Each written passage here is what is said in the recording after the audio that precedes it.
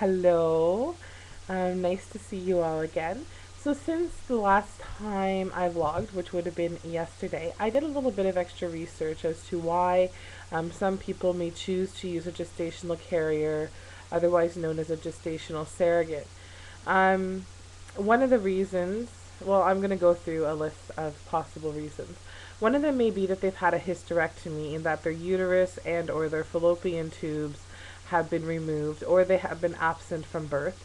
Maybe they've had something called a myomectomy, which is the surgical removal of a non-cancerous tumor from muscle. Maybe they've had damage from infection or from an IUD in their uterus. Maybe they have a malformed uterus. Maybe they have pelvic adhesions causing distortion to the bowel. Maybe they have cardiac disease. Maybe they have brittle diabetes. Maybe they are on potentially dangerous drugs for an underlying medical condition that might prove harmful to the fetus.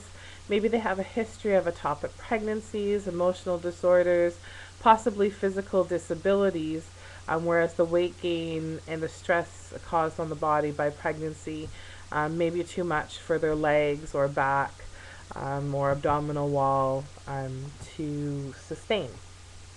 So those are just some of the reasons. There are many reasons why people might choose to use a gestational surrogate. Last night I did a it was lasted about 45 minutes to an hour. I did a show on BlogTV, just really wanting to field and answer some questions and really advocate for um, reproductive freedom, basically. And during the chat, I had a gentleman who was trying to advocate for the other side of things, and asked why would people go with a gestational surrogate when there are so many children out there needing and wanting to be adopted. The answer to that is actually a short one. Sometimes people want their own children, or children that they have had a hand in creating. And that's something that, I don't think it's fair for us to take away from them. There are plenty of children out there wanting and needing to be adopted, and there are plenty of people wanting to adopt them. There are some people, however, who choose to go the route of surrogacy because they want their own children. And even if a woman is unable to carry a pregnancy herself, which is where somebody like myself, a gestational surrogate, would come into play. Even if she's unable to, even if she has to use an egg from a donor, she then has some control, um, some say as to that child. So it's either her egg, or they've got it from a donor, or the intended father's sperm, or they've got that from a donor.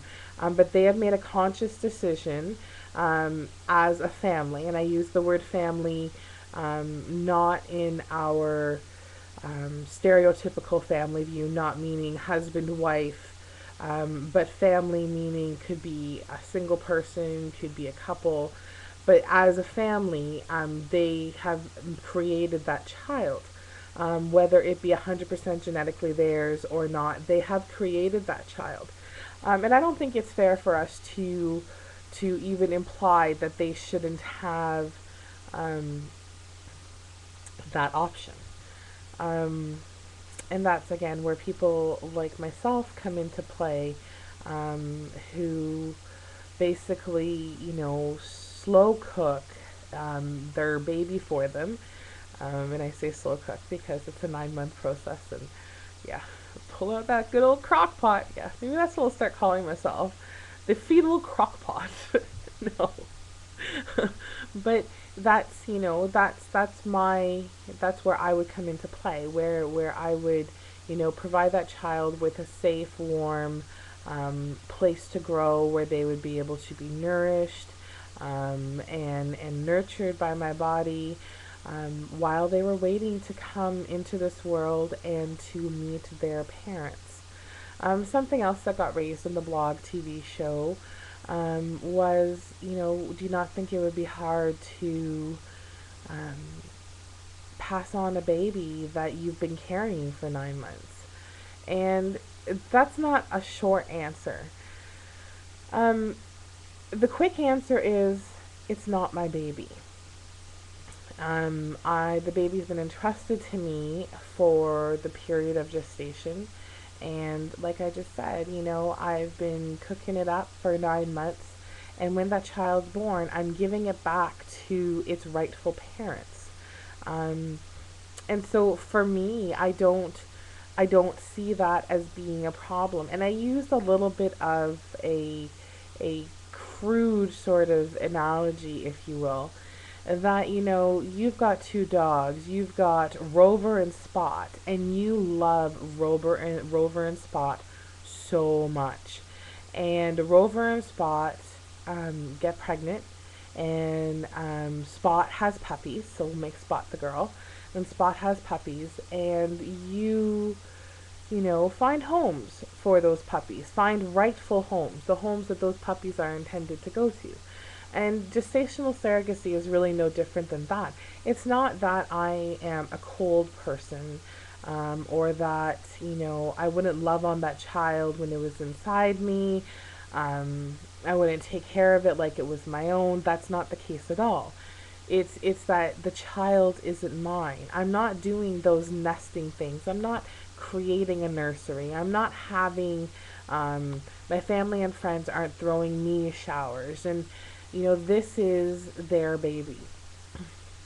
Um, so I put some thought into what my ideal intended parent match would be. And originally, I was couples, couples, couples, couples. It takes two people to make a child for a reason. And then I was watching somebody else on YouTube who is a gestational surrogate, and she's a gestational surrogate for a single guy. And I got to thinking that I'm okay with being a gestational surrogate for a single guy. So my ideal would be people who really want a child, um, people who want to be a part of the process because this is their child. They want the updates. They want the ultrasound pictures. They want to go to the doctor's appointments where possible if they're not international. They want to be there for the birth. They want those things. In an ideal world, I would like to be kind of kept in the loop as to the child's life after the fact, and not necessarily in the you have visits every 2 weeks sort of sense. I'm not talking about that. I'm talking about pictures a couple times a year. A couple of letters a year. This is what's going on. Maybe firing off an email. Here's Jane Doe's school pictures for this year, or um, yeah. So that's kind of my ideal, and I am definitely open to a single guy now. Um, what else? I covered quite a bit in my blog TV show yesterday. Um, yeah. So what I've already started doing, getting ready to be matched, is I've started taking multivitamins again. I don't typically take them because my diet tends to be quite good to begin with, but I started taking multivitamins again. I've also increased my physical activity, not jolting physical activity, but walking and stuff.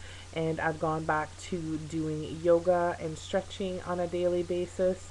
So I'm getting my body ready for being matched.